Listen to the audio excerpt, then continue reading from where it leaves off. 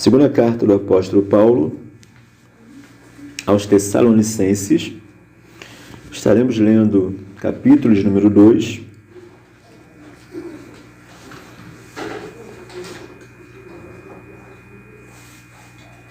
Versículo 14, do versículo 15.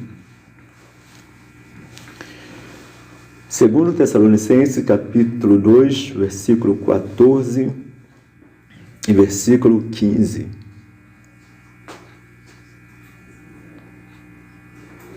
Quem achou, diga glórias a Deus. Quem não achou, diga aleluia.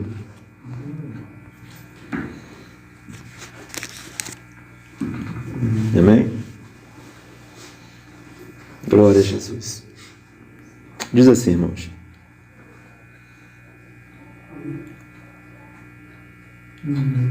Diz assim, verso 14. Para que pelo nosso evangelho vos chamou para alcançares a glória de nosso Senhor Jesus Cristo. Então, irmãos, estai firmes, retende as tradições que vos foram ensinadas, seja por palavra, seja por epístola nossa. Amém? Podemos assentar, irmãos. Bendito seja Deus. Irmãos, só para não ficar um pouco confuso aqui, vamos fazer uma coisa. Os irmãos estão com a Bíblia aberta ainda, já fecharam. Fecharam? Não tem problema não. Irmãos, só para ficar claro aqui, ó, o verso 13 ao verso 15 diz assim: mas devemos sempre dar graças a Deus por vós, irmãos amados do Senhor, por vos ter Deus elegido desde o princípio para a salvação em santificação do Espírito e fé da verdade, para que, pelo nosso Evangelho, vos chamou para alcançardes a glória de nosso Senhor Jesus Cristo. Então, irmãos, estejai firmes e retende as tradições que vos foram ensinadas, seja por palavra, seja por epístola nossa. Amém? Amados irmãos, o apóstolo Paulo ele foi um dos homens mais usados por Deus, né? Sabemos que quando o Senhor Jesus ele estava aqui na terra, ele preparou 12 homens para que viesse a proclamar a sua palavra. Dentre esses 12 homens, sabemos perfeitamente que veio um que se perdeu, né? Mas não foi pego de surpresa, não, né? O Senhor Jesus ele não foi pego de surpresa em relação à queda de Judas. Pelo contrário, conforme o próprio Jesus, ele orando ao Pai, ele vai dizer: Pai, nenhum daqueles que o Senhor me deu se perdeu, acerta aquele que era o filho da perdição. Ou seja, não era para ter se perdido mesmo. Então, irmãos, desses 12 homens, o Senhor Jesus os prepara, os capacita durante cerca de 3 anos. E, por final, Jesus ele morre, ele ressuscita dentre os mortos. E agora ele se reúne novamente com seus discípulos e vai dizer para eles: agora vocês vão e preguem o Evangelho. Judas, irmãos, sabemos que ele não estava ali, pois ele vai tentar se enforcar, mas segundo o que Lucas vai escrever, parece que a corda ele vai arrebentar, ele vai cair, e o corpo dele vai se arrebentar todo, a ponta das suas entranhas, ficar tudo esparramado ali. Olha a situação, né, daquele que traiu o nosso Senhor Jesus Cristo. Então, irmãos, sabemos que aqueles discípulos, os 11, agora juntamente com um número bem pequeno daqueles que acreditavam no Senhor Jesus, eles vão se reunir, aonde Jesus vai dar uma ordem para eles: olha, ficai reunidos em Jerusalém, até que do alto sejais revestidos do poder, revestidos de poder. E eles vão ficar ali reunidos, vai passar um tempo, daqui a pouco cumpre-se a promessa, e exatamente no dia que era comemorado o Pentecoste, o Espírito de Deus desce sobre eles. Irmãos, vamos saber, nós pela palavra do Senhor vamos perceber também que ali já havia completado o número de 12. Eram 11, mas agora voltaram a ser 12. Por quê? Porque antes que o Espírito Santo viesse a descer, Pedro teve uma ideia. Não, peraí, é necessário que alguém venha ocupar o lugar de Judas. E eles vão fazer um certo tipo de sorteio ali, uma eleição ali, e a sorte vai cair para um homem chamado Matias, porque Matias também, ele havia acompanhado, louvado seja Deus, o ministério de nosso Senhor e Salvador Jesus Cristo. Ele viu, louvado seja Deus, quando Jesus começou a pregar, ele percebeu também, ele notou, ele foi testemunha da morte de Jesus e também foi testemunha da sua ressurreição. Então Matias ali passa a ser o substituto de Judas. Mas é interessante que os 12 apóstolos, eles não vão se espalhar de imediato. Eles não vão pregar para todo mundo de imediato. Eles vão se prender apenas para quem era judeu. Mas vamos perceber que Deus vai criar uma circunstância toda, vai levar Pedro à casa de um homem por nome de Cornélio. Chega lá, Pedro abre a boca, começa a pregar para Cornélio. O Espírito de Deus desce sobre a vida de Cornélio, que não era judeu, ele não era judeu, mas Deus manifesta a sua graça dentro da casa de Cornélio, e parece que Pedro ali agora começa a lembrar do que Jesus havia dito para eles, que não era para pregar apenas para os judeus, mas era para eles pregar para todo o mundo.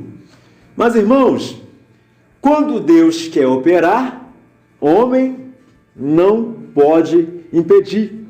E vamos ver que Deus vai levantar agora um homem exclusivamente para pregar, para focar para os gentios, para aqueles que não eram judeus.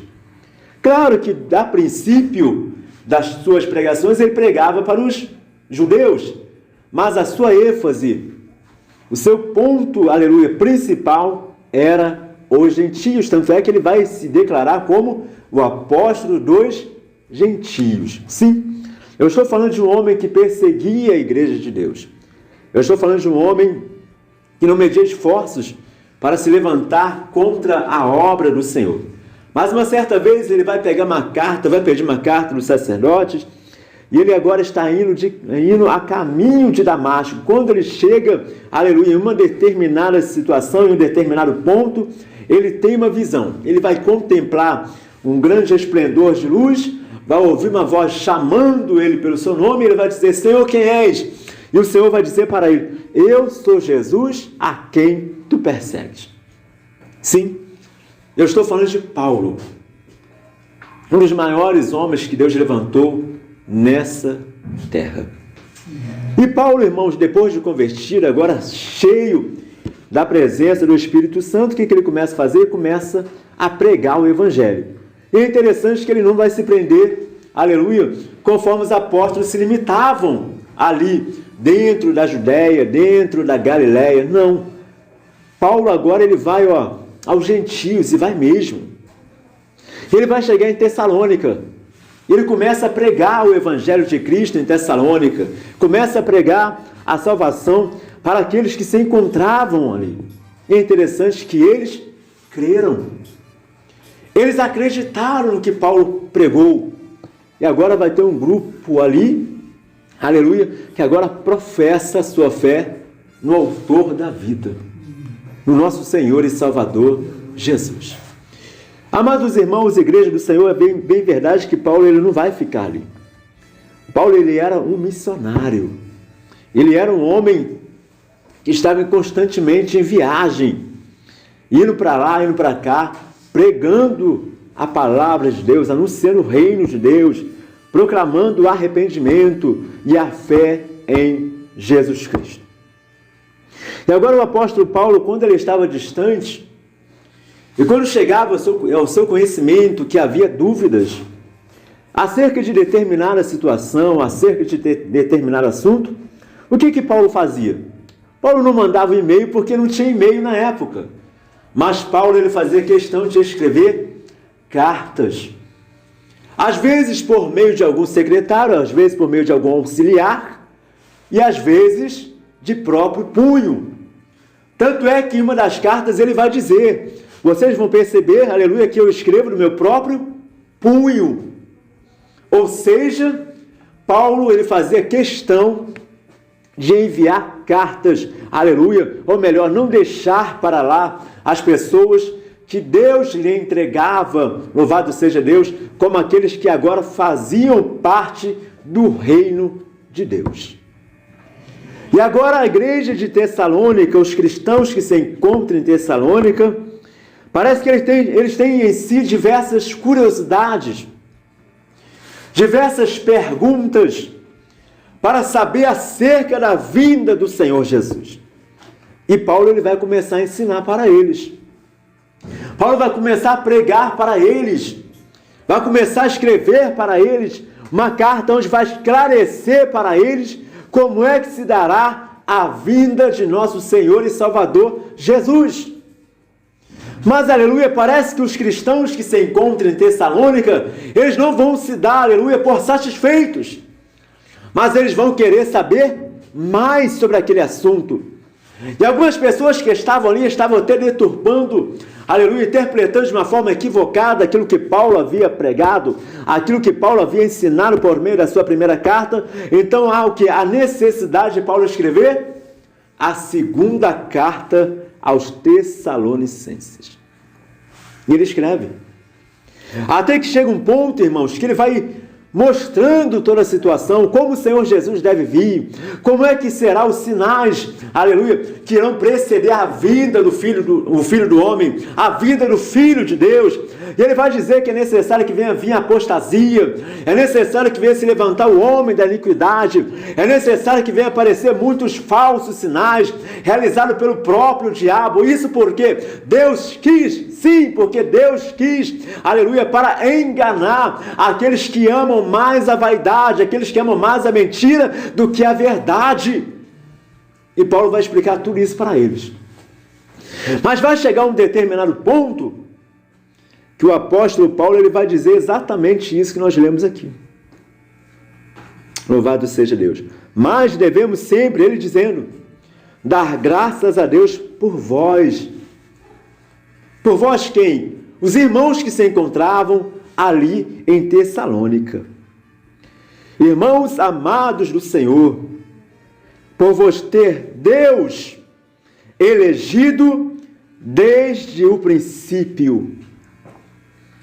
Quem escolheu aqueles irmãos que se encontravam lá em Tessalônica foi Deus. Quem escolheu aquelas vidas que ali se encontravam, agora repletas de curiosidades, aleluia, repletas de graça, repletas do Espírito Santo, foi Deus. Não havia sido a escolha do apóstolo Paulo, não havia sido a escolha de Pedro, de Tiago, de Tomé ou de Judas, aleluia, não aquele que traiu, mas de Judas, o irmão do Senhor Jesus, não, mas foi Deus que havia escolhido aquelas vidas que ali se encontram. Glória a Deus. E Paulo ele vai dizer mais, Deus não escolheu vocês em um momento, aleluia, que nós pregamos para vocês. Não. Deus não escolheu vocês a partir do momento que vocês falaram, Senhor, eis-me aqui. Não foi nesse momento? Não foi. Deus escolheu vocês desde o princípio. Paulo está dizendo, olha, antes que vocês viessem a existir, antes que vocês viessem a nascer, antes mesmo, aleluia, que todas as coisas existissem, quando Deus começou a criar tudo, Ele já havia escolhido vocês, Tessalonicenses. Deus já havia elegido vocês. Mas elegido para quê? Deus havia escolhido os Tessalonicenses para quê? Para a salvação. Quando falamos de salvação, estamos falando de livramento. Você pode ir lá no dicionário, que você vai ver que salvação também é livramento. Aí, com certeza, em nossa mente surge qual pergunta? Livramento de quê? Do que é que Deus está nos livrando? Do que é que Deus, aleluia, está livrando aqueles cristãos que se encontravam lá em Tessalonicenses? Lá em Tessalônica? Da condenação eterna. Da condenação a qual Jesus vai frisar tanto em suas mensagens. da condenação a qual Jesus vai fazer questão, aleluia, de falar de uma forma muito taxativa. Que condenação é essa? Lá no passado eles chamavam de Sheol, eles chamavam de Hades, aleluia, mas de uma forma mais latinizada nós conhecemos como inferno, nós conhecemos, aleluia, como um lugar de sofrimento, um lugar que o nosso Senhor Jesus vai dizer que o verme ele não morre, ou melhor, o bicho ele não morre. Isso Jesus está dizendo baseado na profecia do profeta Isaías, que havia falado que o verme neste local, ele não morre. E o fogo, ele não se apaga. E o Senhor Jesus, ele, sempre quando ele trazia uma mensagem interessante, que ele vai comparar as dimensões espirituais com coisas materiais. E nos originais, Jesus vai estar comparando esse lugar com Geena. O que seria Geena? Era um local, louvado seja Deus, aonde os gentios queimavam corpos ali, aonde os pagãos queimavam, faziam até mesmo oferenda para falsos deuses naquela região. E ali era um lugar profano, era um lugar sujo. Então Jesus está comparando o quê? Esta dimensão espiritual, aleluia, de condenação para a humanidade com aquele lugar. Jesus está falando, olha, em outras palavras, está vendo aquele lugar ali? Vocês julgam ser terrível. Vocês estão percebendo que é algo ruim mesmo, é algo tenebroso. Pois pode ter certeza que para vocês entenderem, para vocês compreenderem o que é a condenação eterna, eu vou chamar de Geena. Eu vou dizer que a condenação para todos aqueles, aleluia, que não guardam a palavra de Deus, é exatamente aquele lugar. É um lugar semelhante aqui. Então Deus, aleluia, Ele está dando livramento. Quando falamos de salvação, é livramento, é escape, aleluia, é tirar, aleluia, uma determinada pessoa de um determinado local, é livrar aquela pessoa daquela situação. E Paulo está dizendo que Deus havia escolhido aquele povo, Deus havia escolhido aqueles cristãos, aleluia, louvado seja Deus, para quê? Para a salvação, ou seja, para o livramento, para o escape da condenação eterna. Irmãos, só nesse ponto aí, gera motivo suficiente para aqueles irmãos que se encontravam ali em Tessalônica, ó, pular de alegria. Porque antes eles estavam condenados, antes eles estavam, aleluia, pelas suas próprias obras, pelas suas próprias, aleluia, pelos seus próprios pensamentos, pela sua própria conduta, eles estavam sentenciados. Mas pela graça de Deus, agora eles receberam de Deus a salvação, ou seja, o livramento da condenação eterna. E Paulo ele continua. Deus elegiu desde o princípio para a salvação em santificação do Espírito, vírgula.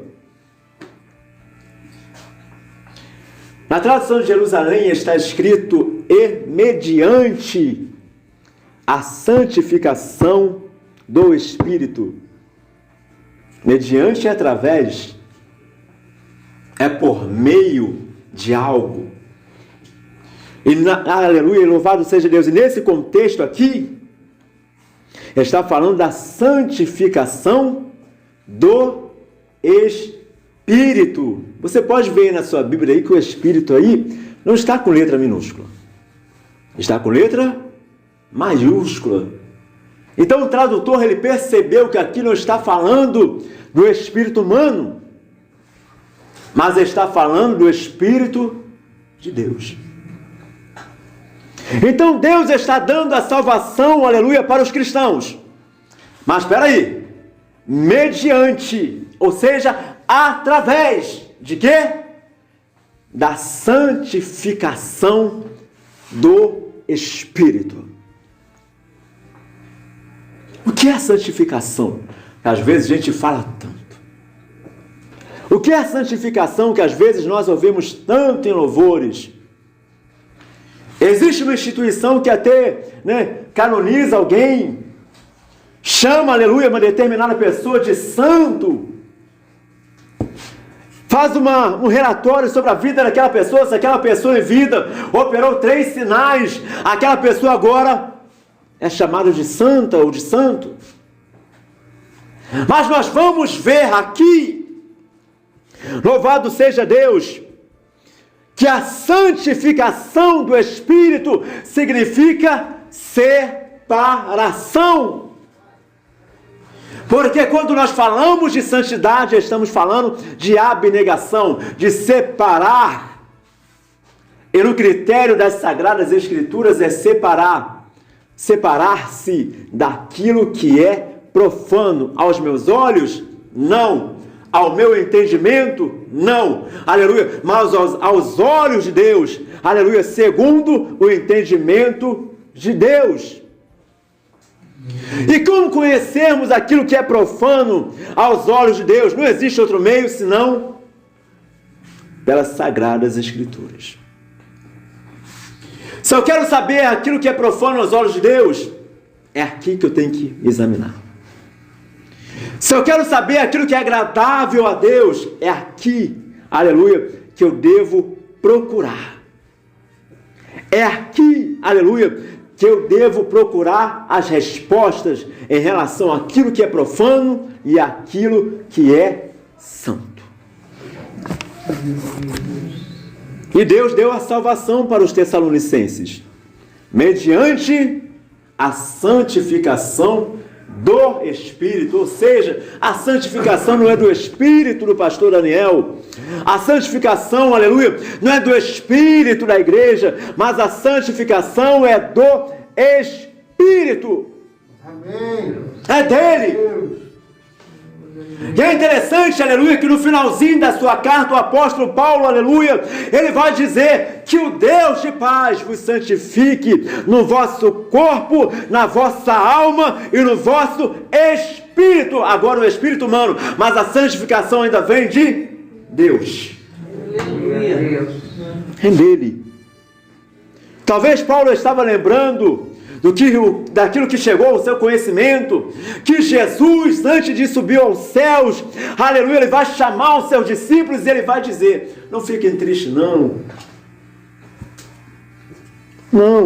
eu estou indo, mas vai vir outro, o Consolador está vindo aí. E Jesus vai continuar dizendo: e é ele, o quê? Que convence. O homem de quê? 3 coisas, Pecado, justiça e juízo. É o Espírito de Deus. Irmãos, de nada adianta, aleluia, um bom orador ensinar, se o Espírito de Deus não convencer. E é interessante, louvado seja Deus, que o Espírito de Deus, ele faz isso daqui, ele não é de fora para dentro, mas ele é de dentro para fora. Aleluia, louvado seja Deus. É igualzinho uma árvore. É interessante que quando nós olhamos para uma árvore, olhamos assim, que beleza, que árvore linda. Mas o fruto dela não vem de fora para dentro. Ou melhor, vem o quê? De dentro para fora. Revelando o quê? A essência, a natureza daquela árvore. Assim também são os santificados. É por isso que Paulo ele vai dizer, aleluia, aos Gálatas, agora não aos Tessalonicenses, mas aos Gálatas o quê? Que existe o fruto, não é os frutos, como muitas pessoas se equivocam, é o fruto do Espírito. E ele vai começar a dar uma categoria, e é paz. O fruto do Espírito é o quê? Paz, mansidão, longanimidade, temperança. Aleluia, louvado seja Deus, é amor. Mas como assim fruto do Espírito? Porque é Ele que produz de dentro para fora. E Ele vai dividir entre o fruto do Espírito e as obras da carne. Obras são praticadas, mas o fruto ele é gerado. E gerado pelo Espírito de Deus. Você é separado? Você é separado, você é santo. Como eu disse, existe uma instituição que ela gosta de dar o título de santo. Mas louvado seja Deus, que o Senhor Deus da verdade já nos revelou que todos aqueles que se separam são santos. Santos. Santos, e não santos, aleluia, pela sua própria característica, não, mas santos pelo Espírito de Deus, porque é Ele que santifica, é Ele que separa, é Ele que toca em seus ouvidos para que você venha, aleluia, ter ouvido santo, para não ouvir qualquer coisa. É Ele que toca em sua boca para que você venha ter uma boca santa, aleluia, para que você não venha falar qualquer coisa. É Ele que toca em seus olhos para que você venha ter um olhar santo, para que você não venha contemplar qualquer coisa. É Ele que santifica a sua vida, e não apenas corpo, no modo qual eu devo me vestir, no modo qual eu devo proceder, mas também no meu espírito, também na minha alma, ou seja, aleluia, a minha alma não pode ter sentimentos estranhos, sentimentos que não procedem de Deus, mas a minha alma deve ser santa, o meu espírito, meus pensamentos, aleluia, a minha base racional, ela não deve ser estranha, mas deve ser separada daquilo que é profano.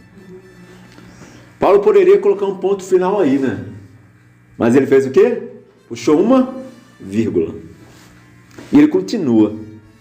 E fé da verdade. Confiança. É mediante a santificação do Espírito e a fé na verdade. Você tem fé na verdade? Aleluia, você está confiante na verdade? Você conhece a verdade? Os irmãos que se encontravam em Tessalônica, eles conheciam a verdade. Eles sabiam discernir aquilo que é mentira, aquilo que é ilusão, aquilo que é fantasioso, aquilo que é vaidade, daquilo que é verdade. E a fé deles, a confiança deles estava na verdade. Eu costumo dizer que uma verdade misturada com mentira é mentira, não é verdade. Foi aquilo que a serpente fez com Adão e Eva, pegou a palavra de Deus e colocou uma pitadinha de mentira e ofereceu para Eva. E Eva fez o quê? Deu ouvidos à voz da serpente. Qual foi a consequência? Adão e Eva foram expulsos, aleluia, do paraíso. Porque ingeriram, tomaram para si uma verdade, mas mesclada com a mentira. Prosseguindo, para encerrarmos. Para o que pelo nosso Evangelho vos chamou para alcançardes a glória de nosso Senhor Jesus Cristo. Espera aí, mas eles não eram escolhidos? Sim ou não? Não foi isso?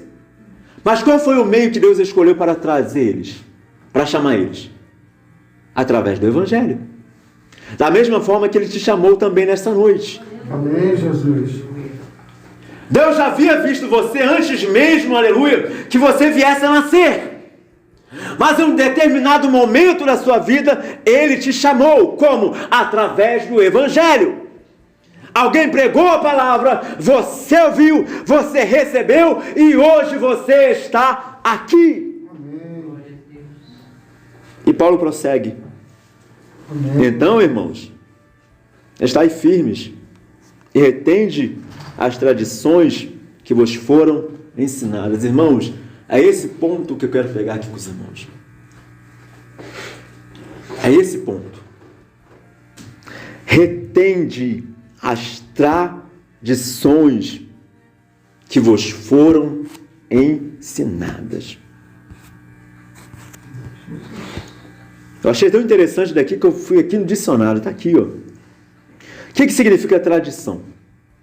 Passagem de crenças, costumes, informação de geração para geração, principalmente por via oral ou pela prática.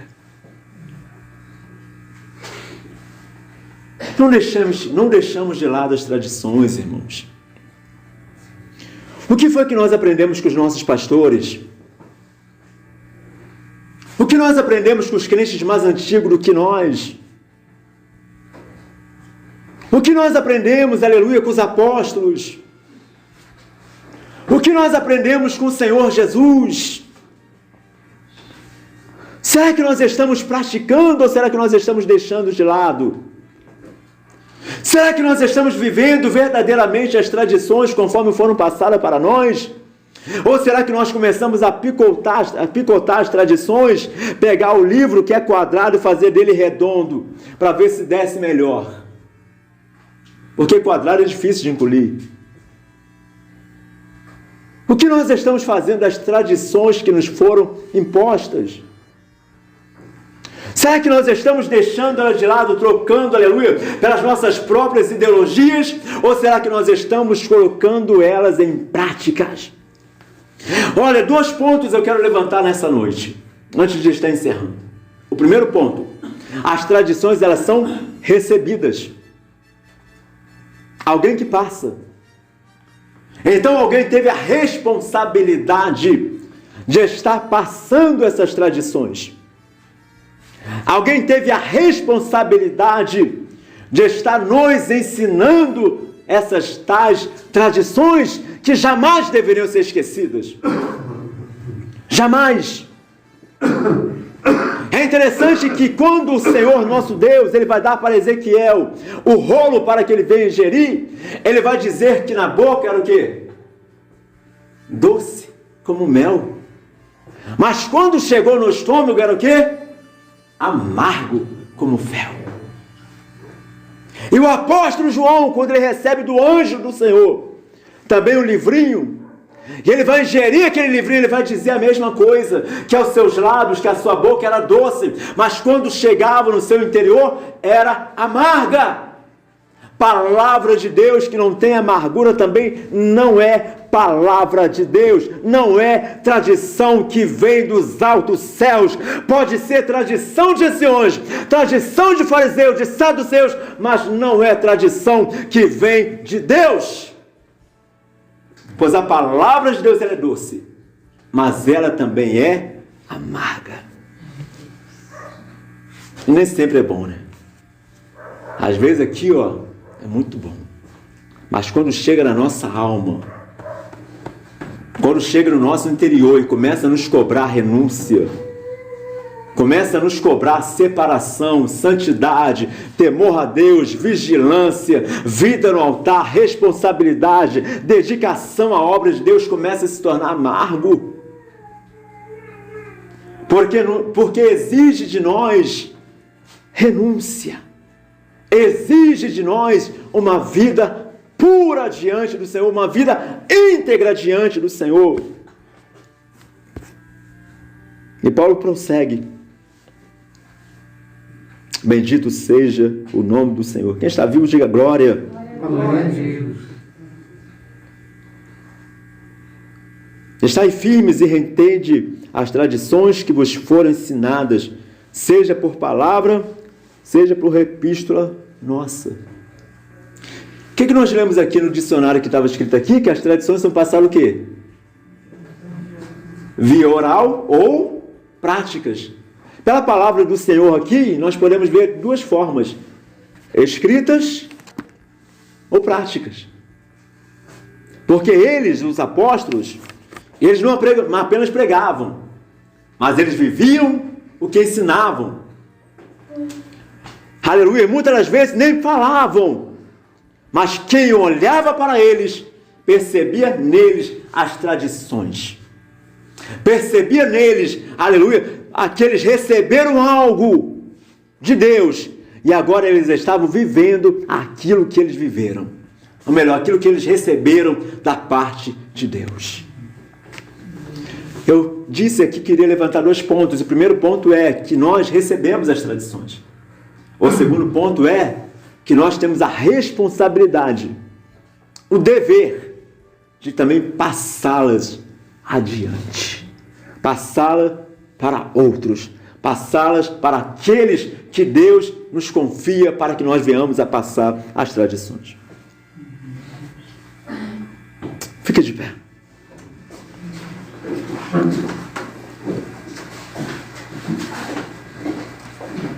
O apóstolo Paulo, em 1 Coríntios, capítulo 11, versículo 1, ele vai dizer: sede meus imitadores,